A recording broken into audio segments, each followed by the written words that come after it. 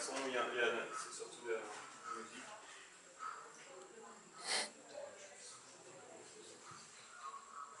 Je vais vous faire quelques commentaires en même temps. Il y a toute la diversité des espaces sur lesquels on a pratiqué. De toute façon, il va être téléchargeable et il va être visuellement. Vous allez pouvoir aller le récupérer sur YouTube après l'Euro Nordique. On voulait garder la primeur pour l'événement. On a voulu montrer toute la diversité des itinéraires sur lesquels on a évolué. Et comme je le disais tout à l'heure, tous les grands de la marche nordique, l'idée c'est la diversité des espaces sur lesquels vous allez pratiquer la marche nordique, la diversité des exercices, le côté ludique, tout le côté aussi mental, la quadruplégie. Ça c'était un petit clin d'œil Jean-Philippe, et donc on a essayé un petit peu de vous montrer tout ça en images rapidement. Ça durait 6 minutes.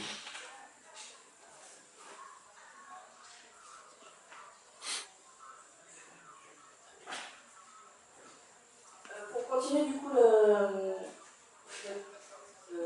les commentaires, donc effectivement donc on s'est pas mal baladé. Berlin, l'avantage c'est que c'est une super ville pour la marche nordique parce qu'on a beau être en urbain, il y a énormément d'espaces verts. Donc bon, le mur c'était quand même important de le voir. Bien sûr, entre les espaces verts, on n'a pas trop le choix de marcher sur du bitume, mais c'est quand même hyper agréable. En plus, on a eu la chance d'avoir un temps magnifique, ce qui n'est pas négligeable parce que je crois que c'était une période où ici il faisait très froid et il y avait beaucoup de pluie. Donc c'était assez sympa de traverser comme ça toutes ces villes. On a vu des marcheurs nordiques, donc c'était intéressant. Peut-être moins que ce qu'on pensait, parce qu'on s'est dit justement on va à Helsinki pour aller sur l'origine, et finalement on a peut-être rencontré, enfin là où on a plus rencontré le monde, c'est bien Paris. Donc c'est bien. Mais voilà, après on en a rencontré pas mal quand même, mais pas autant qu'on pensait.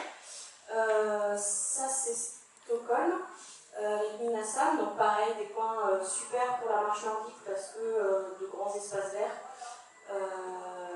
Beau temps aussi, et des rencontres sympas quand même. C'est-à-dire que les gens nous regardent, ils nous observent, ils nous posent des questions, ils nous disent ah oui, ça on connaît.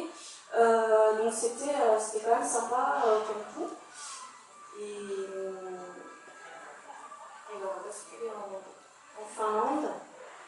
Avec Lahti, je pense, je ne sais pas si tout le monde connaît, mais Lahti c'est quand même hyper connu pour tout ce qui est biathlon et combiné nordique.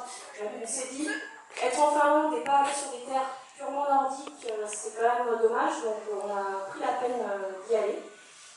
Et c'est vrai que, comme disait Aria ce matin, le sol est meuble et c'est vraiment agréable. Et on retrouve ça un petit peu à Fontainebleau. Au niveau des terrains, c'est intéressant. Donc vous voyez, même sans le bâton, il y en a qui marchent. Et en fait, ils nous expliquaient comment marcher, comment améliorer le mouvement. Donc sans les bâtons, ils nous disaient bien, allez, il faut bien aller derrière, comme ça vous serez fort. Donc c'était un moment assez sympa. Et voilà, vraiment des moments forts en fait. On en sort beaucoup de belles émotions. Il faut le préciser peut-être aussi, parce que vous parlez partenaire, mais bon, malgré tout, c'est un projet que vous avez financé à 100%.